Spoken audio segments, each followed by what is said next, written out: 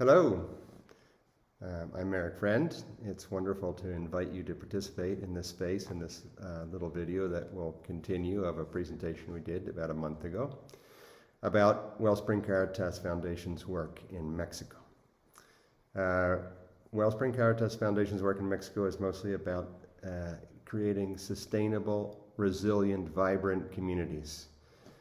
And we will be talking in this case a little bit about migration and how on one hand, people should have the right to migrate, we believe. So we'll talk a little bit about our perspective on that. But really the work of Caritas is about creating the conditions for people to be able to stay in their own community. We will introduce you to Isabel Hernandez Vega, a new board member, and you will learn a little bit about her life and her work with Caritas and why she wants to be a board member and an invitation that she has for you. We'll continue to talk about our perspective on migration. Linda Stevenson will talk about the United Nations Sustainable Development Goals and how our work sort of promotes several of those 17 Sustainable Development Goals. Carolina Gonzalez, assistant and program coordinator on the ground here in Mexico. We'll talk a little bit first introducing some of the graduates from our education initiative and a little bit about the communities that they come from. And then we'll do a little run through and an update on some of the other programs we have, like the Water Project, like the ALEM, the Wheelchair Project, which is of course our biggest program, and some exciting things that are happening with that program, as well as inviting you to participate in a really incredible matching opportunity we have to buy wheelchair parts, and we'll explain that more in the end. And then we'll have some time where the people that were on the live presentation had questions and comments that were just wonderfully supportive of our work. And again, thank you for tuning in today and to listening about our work to build strong, vibrant, sustainable communities in Mexico and to not have to migrate if you don't want to. Thank you. Enjoy. As the newest member of the board. In fact, I've known Eric for a long time now, and as a director of Fundación Comunidad, I had the chance to work with many of Karitas projects, like the Water Project, like education, migration, the breakfast, and kindergarten in La Estación, ALEM, and so on. And I really wish you can feel how important this project has been in my life. It's been life-changing to see how these projects actually touched lives the way they do. And that's why I really believe in the empowerment of people. It's because empowerment just ensures that the solutions are not imposed from the outside, but actually they come from within. And you see how they are owned from the locals, and they really love the projects, and they can continue because of that. It's something. It's like an awakening collective potential that you see that grows, and it's just beautiful to see.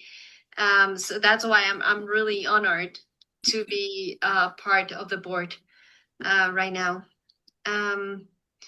And it just because it's different to see or to read about something that happens really far away, like, I don't know, there is a community kitchen in a marginalized neighborhood in Cuernavaca. It's something that is really far, but I hope one day you can come and see, I don't know, talk with Freslinda, and kind of get infected with Guille's laughter. Or I remember a couple of years ago, I went to La Estación, and there was this lady, Doña Isabel. I remember her so clearly because she was really excited about this news. Her grandson was going to graduate from college. It was actually the first one in their family that went to college. And that's something that you hear, and he went to college.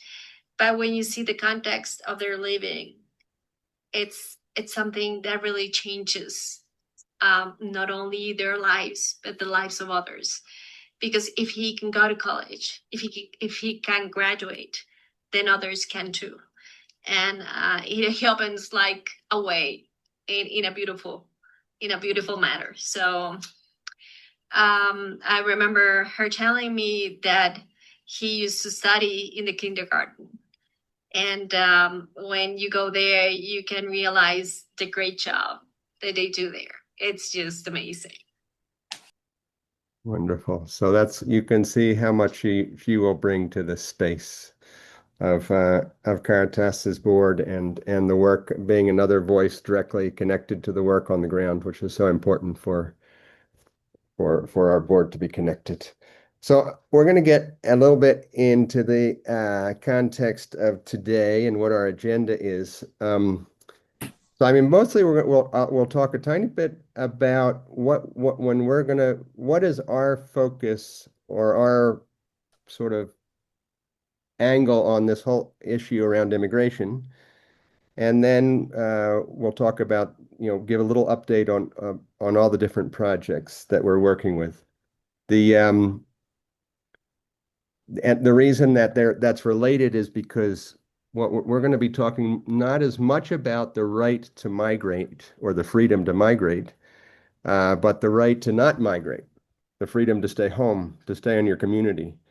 And by and far, most Mexicans I know and people from other countries in Latin America as well would rather stay in their community if they could, if they were the conditions of economic conditions, safety, and other things. So why our work is related to migration is because it's about offering, helping people be able to find livelihood, well-being, safety, and shelter within their communities. That said, I will give it briefly what is my sort of opinion on migration and as a general human reality. I mean, one is that migration has been a reality for not just humans, but all living beings uh, from way before there were nation states and borders. People migrate. That's part of, climate conditions make people migrate, growth conditions, uh, social situations in the area. They're all reasons that people migrate. So first is that, it's just a natural thing. The other question, almost always when we talk about migration, we talk more about where or the reality of it or why it is. We talk more about the reasons or the situations of the places where people come from, and not as much about the places where people go. And if we talk about the situations of where people come from, what are the situations that cause people to migrate? Well, I just mentioned a few right now. And a couple other things come up for me around that in terms of, it's like this idea that we can separate ourselves from the world, isolate ourselves from the world, I think is not true in general. We are social beings. We are interconnected beings. Separation is an illusion. Um, and besides, there's something even more strong about that we have to face into, that the U.S. activity in Latin America has been such that, we can't totally wash our hands and say, oh, they should fix their own problems and stay home when we know that, well, the United States has indirectly had military interventions in Latin America like 56 times in the last 70 years. Um, and then, of course, the support of some regimes in Latin America that were causing a lot of the problems of discomfort for people. If you look at the case of Central America, you have Bukele, the president of El Salvador, who has created these jails to lock up gang members, and he's given safety back to the population at a very high cost. But if we peel back and peel back and peel years back, we realize that the gang violence in Central America and El Salvador specifically was exported from the United States. Investigations show that the Mara Salvatrucha, which is the deadliest of the like three gangs that were running El Salvador, was formed in the penitentiary system of Los Angeles in the 80s. Salvadorans fleeing from a U.S. supported military government, uh, and the violence that was brought upon them. There's several refugees here in Cuernavaca that are good friends that end up staying here instead of moving farther north. Just terrible. And when they arrived in Los Angeles as refugees, they came across or came into a society that had a very strong gang culture. And what was the way they could survive? Create their own gangs. And they became of the worst of gangs. And then, of course, we deported them all back into El Salvador. And that's where the gang started to take over Central America. So, I mean, it's certainly not an issue we can say it's their problem. It's all of our problems. It's all of our issue. We have to work on these things together. So that's one. And then if we talk about like the needs and uh, reasons for why people go to a certain place has a lot to do with the needs of the place they're going as much as what they're fleeing. And the United States has been built upon the industrious character of migrants since its inception. And migrants bring so much to a country. And also, if we think about it here, like Mexico, they raise and educate these kids that come and then come to the U.S. and then we can, in the U.S., enjoy the fruits of their labor. So it's kind of like, well, that's kind of nice. The fact that they can send some money back to their family is a kind of a way of paying them back for having raised these young adults that are now of service to our economy and our society. This goes both ways, of course. And then just going back to the idea that we are separate and we can, let them deal with their own problems. I think a couple things. I think one is it doesn't really work that way. And human beings, like I said, are empathetic social beings. And I don't think we can really cut off our feelings, our empathy for people that are suffering at a distance.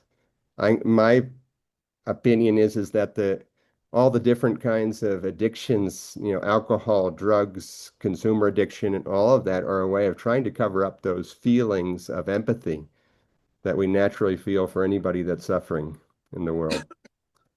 So it's oh, and what's really amazing about this moment in time is that we do have this ability to be able to work together to create conditions in the countries where people are coming from so that they can have a livelihood in their own country. So I think investing in giving people with disabilities in Mexico mobility and therefore able to integrate into the economy, helping getting kids educated, which you'll see another video in a minute, and is all going to be a way of making Mexico and other countries thriving countries that offer the well-being, safety, and shelter that people deserve and need. The only argument I could find that would say, well, it would be worthwhile to try to resist migration and close off the borders. The only example that came to mind for me was the Native Americans. If they would have been organized, been better at resisting the migration, maybe they'd have still have their culture that they have lost to a very large extent, their land and their livelihood. But the truth is, I don't think either resistance or the treaties or any of that would have stopped that migration, and it won't stop it now either, I don't think. Think, like I said, the possibility is to make it not as necessary for people to have to leave where they are, and people want to stay in their home, their own communities. So that's just a little bit, really briefly, on where I stand on migration. But like I said, the talk of today is more about, how can we make conditions in their communities work for them. I think there's one other piece that you mentioned in our session that I hope you'll just mention briefly again to add to your questions about migration and empathy and that was the Christian perspective, right? That you talked about, which of course we can't deny there are so many examples from biblical stories of refugees and sanctuary and movement, people on the move, right? Our own, my own savior. I won't speak for everyone on this call, but coming into the world in a moment when they had to seek refuge. I'm sorry, and under conditions that were not ideal. So, I think we have so many examples to think of when we consider this. Yeah, and just yeah, so I'll just continue on in my professorial role for a moment. Everyone, so nice to see you here today. Thank you for coming. And one of the things that Eric and I have realized in our different approaches to our work and my work in the classroom at Westchester University here, I've done a lot of work on helping students to understand the United Nations and different forms of cooperation. And then the sustainability development goals as they have developed are a part of that. And many organizations who cooperate at different levels, could be from the local level all the way up to international, regional levels, and then some who share funds to make that happen. The US being an important part of that in our history, less so right now. And so we have some new challenges to look at. But these 17 development goals are these, for those not familiar with this part of the cooperation of the United Nations and all those who participate, this is some of the goals that align with the many grants that Eric has written over time, or those who also for Comunidad in Mexico over the years. And as these formats of how to cooperate have evolved from the UN, creating standards and ideals, which is what the UN does well. Talk about what they don't do so well at other times, but this is really a key for us, as Eric was pointing out. Number 8 on here, as you see, is decent work and economic growth. And the word decent in that point is really important to emphasize, in that we're talking about work that doesn't have to be like that of a professional level or an elite class or corporate, but it means work kind of like the Mexican Revolution was talking about, right? Like of, being what you're worth, and then land is a whole other question, which of course Eric already mentioned, related to indigenous values. So number 8 is a big one that has sustained, and the set of ideals of thinking about for example, in ALEM, the cooperative that has been completely inclusive, as has Resiliente, of peoples that generally are excluded from the workforce, people who are less able in one way or another, either in ALEM through mobility questions, right? People working in wheelchairs, on wheelchairs. That's just an incredible project. And then Resiliente, a more recent addition to the group of the projects that Comunidad and Caritas are collaborating on. That work at the project are people with intellectual disabilities and with hearing, Here. auditive disabilities. Okay, intellectual was the word I was searching for. Mhm. So thinking about that just in itself it's kind of revolutionary, right? To how to be inclusive of folks that a large swath of majority, when we have workforces, excludes. So key things to be thinking about there, good health and well-being, quality education, obviously other important pieces of this puzzle, and gender equality is woven in throughout, okay, with fostering women's leadership and mothers' leadership into organizational leadership, right? Kind of in the ways that you'll hear more about when Eric talks about La Estación and the other projects. So I just wanted, the point of bringing this in is just to say that the work of Wellspring Karitas and Comunidad is very much interwoven with global level efforts that are trying to make a difference at many different levels. And I'll leave it at that just as an intro in terms of like some of the backdrop of where we're headed and who we're walking with, addressing that question of why we are here. A lot of us are here because we care about these ideals, right? Okay, hello. Well, I'm going to talk about La Estación and Huehuitlita. I want you to look at these pictures, and I really want you to look at it because let's do a quick exercise. Just think about getting ready to work, living in the situation, or just getting ready for school like this, you know? So it's kind of, it's hard.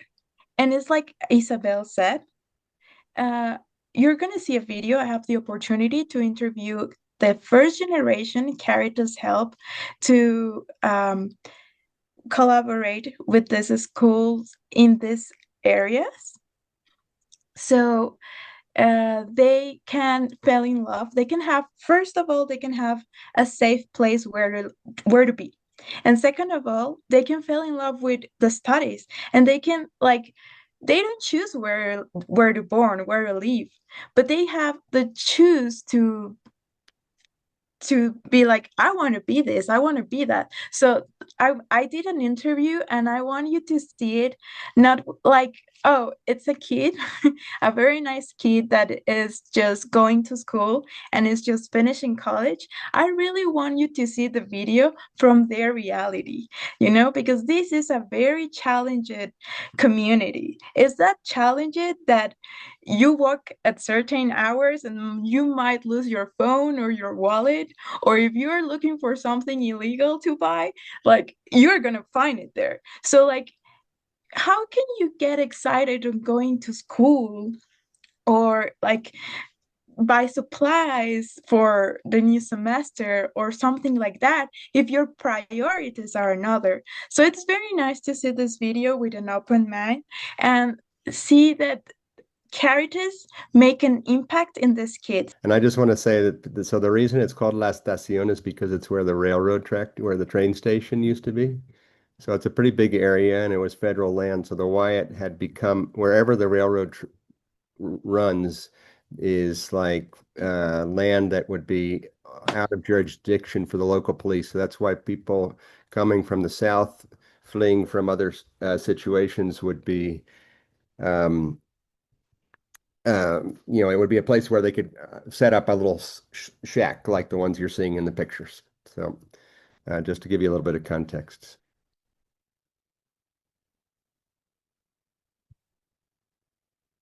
Yo me llamo Diego Enciso. Yo me llamo Jennifer Yurix Mejía Vázquez. Me llamo Axel Yael Mejía Salgado. Mi nombre es Aldo Cortés Lugardo. Estamos en Caminando Unidos ahorita, en un lugar en el que crecí hasta mis 15 años prácticamente, que fue cuando tuve que salir a estudiar a la prepa y por ende ya no pude estar aquí de tiempo completo. Actualmente estoy en 9º semestre de arquitectura y estoy por concluir ya mi carrera, estoy muy emocionado. Siento que Caminando Unidos fue un apoyo como para decir, no, pues échale ganas, o sea, nos dieron como herramientas para salir adelante, y también fue como un impulso para yo seguir estudiando. No, yo siento que a mí en particular me está sirviendo mucho porque puedo recibir conocimiento y así. Luego voy a competir y eso, y me gusta mucho. Que académicos de que, como a mí me gustan las matemáticas, vamos a competir con otras escuelas. O sea, me gustaba venir porque igual estaban mis amigos y también estudiaban. Creo que lo que más me gustó fue estudiar. ¿Qué me gustaría ser en el futuro? Piloto aviador. no sé si arquitectura o diseño gráfico. No sé si me gustaría poner como mi propio negocio. Comenzar a tener proyectos por mi cuenta.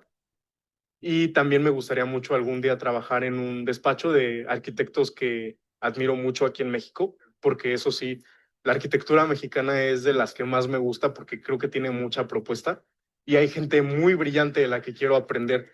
¿Cómo podrían seguir ayudándonos? Pues no sé, apoyando no solo a mí, sino a otros niños, porque la verdad siento que algunos tienen la capacidad, pero pues no tienen como ese apoyo. Entonces, con el apoyo que nos están brindando, a lo mejor unos ya salimos, pero pues otros quieren entrar. Me da mucho gusto que hayamos tenido este acercamiento, esta pequeña entrevista, y quiero aprovechar para agradecerles mucho porque sé que a mí me han ayudado mucho, mucho, pero además de mí le han ayudado a mis compañeritos, a mis amigos, a cumplir nuestros sueños, a poder solventar gastos que tenemos que son necesarios para poder cumplir dichos sueños. Estoy muy feliz de ya poder casi concluir y espero que así como ustedes nos han apoyado, yo también poder apoyarlos a mis niños, que así les digo a veces, también poder apoyarlos de la misma manera porque sí existe una gran necesidad, pero también existen muchas ganas de aprender más, de superarnos, de conocer, de alcanzar. Entonces quiero que sepan que han sido partícipe de todo eso y que no ha sido en vano, que esto está funcionando, que esto sigue y que creo que está creciendo un poco más y está alcanzando más conciencias de los niños, que conozcan mucho más. Muchas gracias.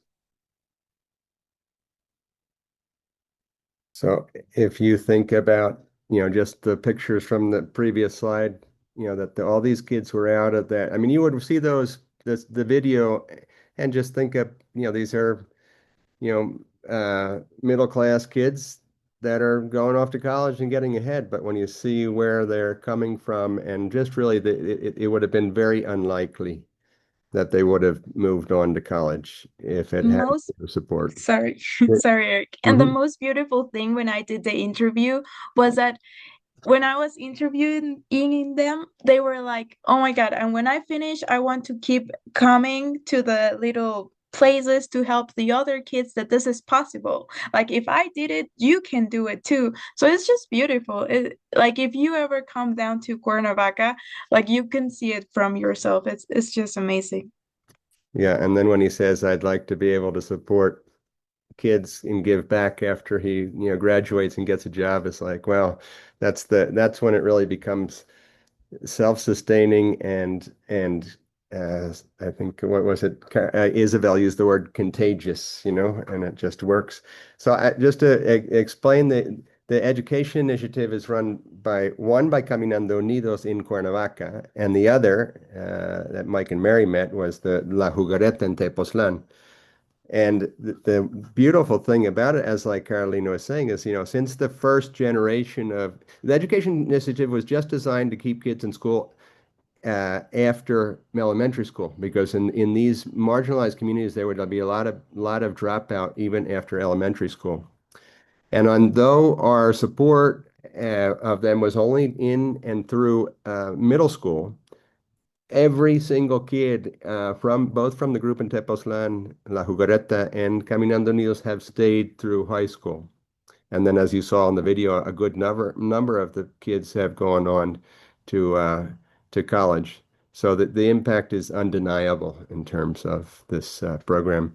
And it was a wonderful work together to design the program together with these two organizations, Fundación Comunidad and Caritas, all along the way to create what has shown to be a wonderful success.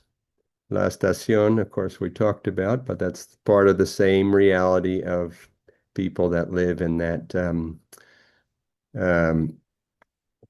that railroad area where always marginalized. But I think it's Can I just make a point, Eric, yeah. about one of the initiatives that you pursued with, I believe, Bryn Mawr Presbyterian in particular was supportive, Wonderful. of creating workshops for this transition in the leadership that we were mentioning earlier, or I don't know if you mentioned earlier. It's been in the newsletter, so I'm thinking it's been mentioned, but that is something that is was needed, and it takes a very sensitive kind of form of leadership that I also just want to credit Eric with really having and being able to figure out how to channel and help work with the local leadership of, like, there's time for some change here, right? And it's uncomfortable.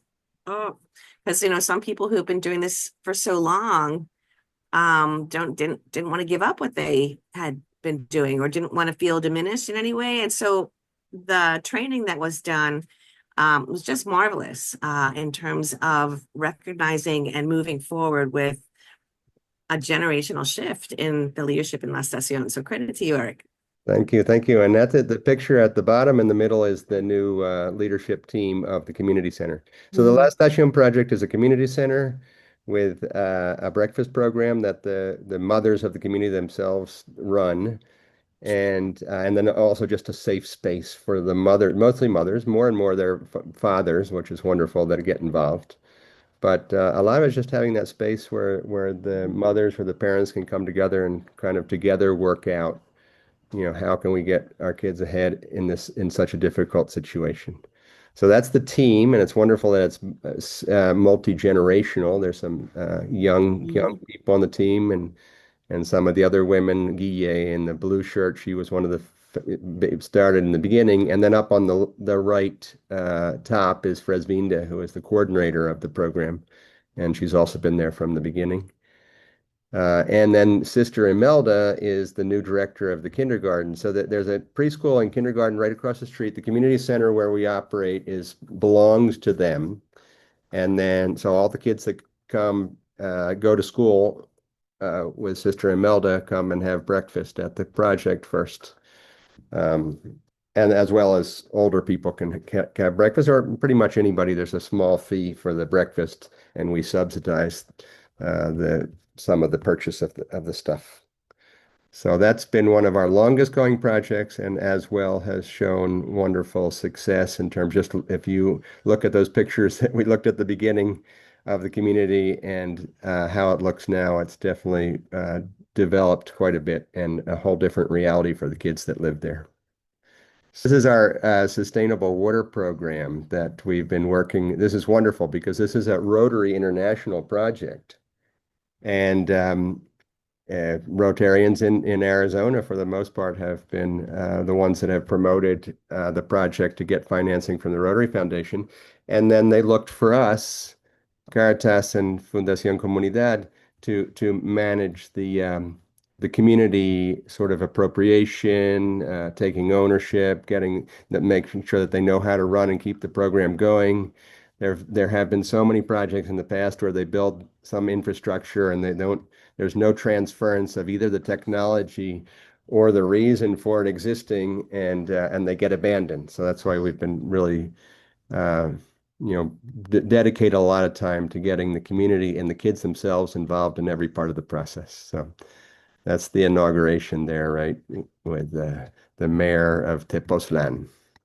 We will talk about Alem, which is on a huge growth curve right now. So if you remember, Alem is a project of 12 people with disabilities that are trained technicians and mechanics in wheelchair repair. And we travel all over central Mexico from coast to coast doing wheelchair repair campaigns or clinics. And we repair over 3,000 wheelchairs a year. Again, we also work very, very closely with Rotary on this project because we've gotten some funding from Rotary, but much more important than funding is that almost every single outing we go on, it's the local Rotarians that get the permits, that get us a place to stay. All that logistics and groundwork is possible because of local Rotary clubs, and they make a huge investment to do that as well. So just to call out that. But what's really exciting, well, there's two exciting things. let's see, do I don't, there, one is that the program is in process of being replicated by a small group of 6 people with disabilities in Mexico City. So we've been training them and they've been accompanying us and they have their little shop in Mexico City. We helped get equipped their shop and they are repairing wheelchairs in Mexico City as well. Um, and and now there's a group actually also through a local Rotary Club in San Luis Potosí, which is about halfway between Cuernavaca and the Texas border. So that's about 7 hours north of Cuernavaca. And they want to replicate the program. So we're also in conversation with how to work with the Rotary Club and other local organizations to be able to have them have another chapter of Jazz My Chair, Enchúlame la Silla, it's called. And then the other big thing that's new at LM is if you look at the 2 pictures on the edges, on the top corners, you have this young girl on the right side that's being fitted into a special wheelchair for children with paralysis that gives them the support they need. Unfortunately, many times because lack of resources, people with disability with paralysis are in a regular wheelchair. And what that means is that it increases the spine damage and other damage to their body as they sloop or they're off to the side or they're tied in or all these things. And these chairs that this young girl is sitting in is a specially designed chair that can be adapted and accustomed to every person and gives the full support they need. And on the left side, there's a whole bunch of those chairs lined up, you see. And the organization that does these distributions of these chairs and takes their technicians down to seat kids in these chairs is called Hope Haven West in California. And they have figured out that it was much less expensive for them if they sent the chairs unassembled to us in Mexico and we assemble them with our team. And this is great in a lot of ways. Obviously, it's great because there's 1,000 wheelchairs we'll be putting together this year. We've already put together about 200 for these kids that need them. And 2 is that this covers an employment. So our team of technicians, basically, we charge for the labor when we repair the chair and we donate the wheelchair parts. And I'll get to that in a second. But the labor is used to pay the team. And there's downtime. When we're in Cuernavaca at the home shop, there's not a whole lot of work flowing in. So sometimes their income would be minimal. And having this extra work and those slow periods at the shop, assembling these wheelchairs allows us to give them a decent and really full-time employment at the shop. So that's a huge, big thing for the team. And we have a huge opportunity that we launched back a month ago in Pennsylvania, and that is that a donor, a longtime donor, stepped forward and made a $50,000 offer, challenge grant, we call it, that if we could raise another 50,000, she'll give the 50,000. But here's the amazing thing about why are we talking about this? Because we found out that the supplier, the same parts, all wheelchair parts come from China. All of them do. You know, whether we're buying them in California, whether we're buying them already in Mexico, they all come from China. And if we can buy those same parts from the manufacturer in China, we can save at least 30%. And since wheelchair parts is more than half the budget for LM, for the wheelchair project, if we can save 30% on the parts, that's going to be a huge benefit to balancing our budget and also getting us closer to a level of sustainability. But in order to make that importation, we have to buy basically enough parts for 2 years. Made great progress so far. We announced it, like I said, on May 10th, so it's only been a month, and we're at about 60% of our goal of raising $50,000. So we're still looking for partners, for people that want to step up to the plate, and let's make this happen. And let's make this this is a huge step for LEM and for us as a project to be able to get to this level of sustainability. So have an open learning delegation to go down and visit the projects firsthand. One date is Martin Luther King weekend in January. Oh, January 15th to the 20th. Okay, there you go. Thank you. And then the other is that, here we're open. We're open to making other dates work. So if people wanted to, say, hey, I could do something in October or November, well, we could talk and see if we can get a group together for a visit. So Mike and Mary can talk about that. Laura can talk about that. A lot of people can talk about how amazing it is to be part of that. So, and I do want to at least have a couple minutes for questions. I was just going to make a comment to go back to those students. We were in one of this, I can't bring the name back. It wasn't La Estación, but there was a 10th anniversary in March a year and a half ago. Yeah, that was in La Jugareta, yeah. La Jugareta. Yeah. And they stood, those young people, I was privileged to watch them. And I watched Eric tear up because it was so, and all of us, so touching that, and am I remembering correctly, the architect, the young architect, Sudin, he had his demonstration. He brought his pictures, and it was just, that's why we do what we do, to watch the wonderful thing that young man and how he's going to.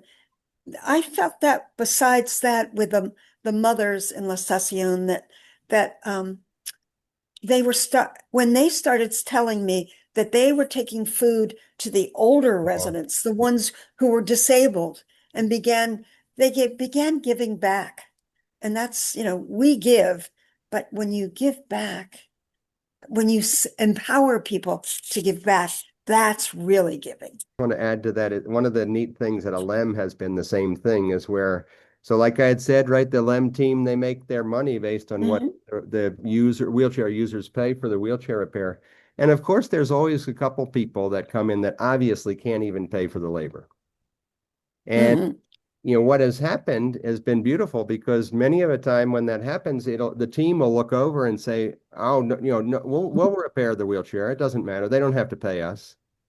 And then, that's beautiful in itself. But when they tell the story about, back again later on, about when they donated their time, their money, really, to do another person in a wheelchair that was in a more economically critical situation than themselves, they just light up like, I can finally, do something for society, for my community, for my people.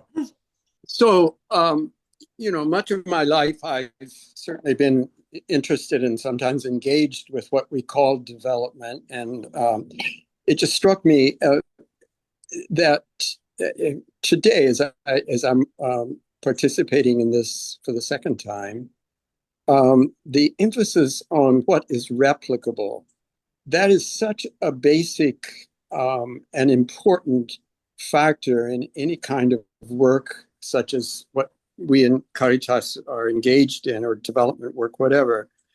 So I just want to point that out, that Eric, you've mentioned it particularly with the ALEM project, but I would suggest that all of the work that we do is really replicable. And that should always be one of the criteria for any development project. The other thing that struck me today is the word dignity, human dignity. And as I was looking at the pictures again, the slides again, there's such an expression of human dignity in the people that we are working with. And I think that is a key and important litmus test of the success that we're having. And we can talk about numbers, of course, all of that, but human dignity is just so essential. And I just was struck by that today.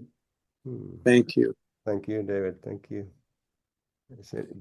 Does anybody have questions too? I mean, anything, clarification questions or suggestions or ideas? Your pictures and stories tell a great story. So I don't have any questions, but I just want to say kudos to you for all this work. It's just wonderful. Thank you, Dolly. Thank you. What would be the optimal length of a learning delegation down in Cuernavaca? I mean, just because it sounds like schools are being more complicated in terms of being able to take kids out of school for a bit. When it's not in the summertime, we usually have to make them short, and we've been able to pack in a pretty complete program, like the Martin Luther King weekend would be: arrive on Thursday, project visits on Friday and Saturday and Monday, and then fly back on Tuesday. So you still miss school, but one day less than you would. And more cultural things on the Sunday usually is what we do, to the pyramids and things like that. So that works. If we had an extra day or two, of course, we'd have lots to do as well. So yeah, it could be even better. And we haven't, the Interact group that Mike and Mary came down with, they came down for a long time, and they were even in Cuernavaca for a full week. So, and it's wonderful to be able to have more time. Yeah. And we can also offer, and Westchester University, my own students have come down in January, and we just did another seminar over our students' spring break in March. And it wasn't only a Caritas focused program, but we did get to ALEM and talk a lot about the different kinds of issues. So students are tuned in, right? In terms of also talking about, the next generation and bringing in different kinds of folks in consciousness about what's going on and what's happening at the grassroots in community in Cuernavaca. So that's a whole nother kind of moving target. But we could do it in summer if there was a request in terms of non-school time. Okay, Mike and Mary, were you going to make a comment? Oh, I was just going to say, we spent a week in Cuernavaca and we were busy every day. In particular, I know the kids wanted to spend more time at ALEM doing hands-on work. They loved it. Yeah. And so. But we had a problem at that week with COVID testing too. Yeah.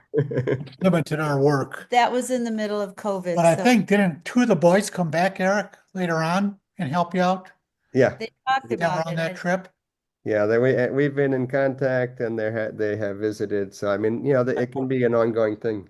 But I think it is a good point that certainly a longer group could actually spend some time working at ALEM mostly, but at other projects. The interactors that are going to come down next week, they're going to work 3 days with ALEM, and they're going to work in Tepoztlán, and they're going to work at Resiliente. So they're going to have, you have extra time, and it's always it builds solidarity when you're working together with the community, and it's nice. Yeah.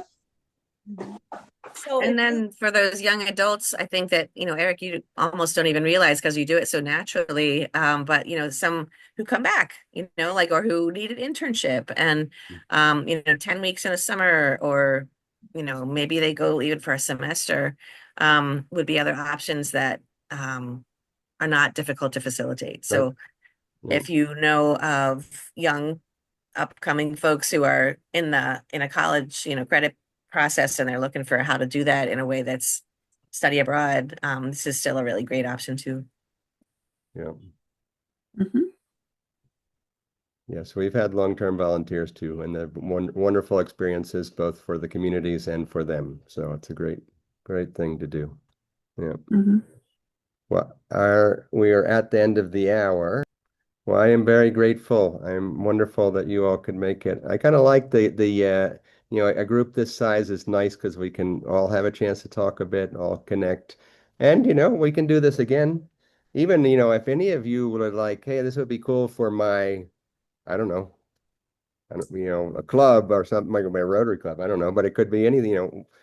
Invite any of us or all of us to come and present about the projects the same way with your Rotary Club, your church, your tennis group. I don't know, something like that.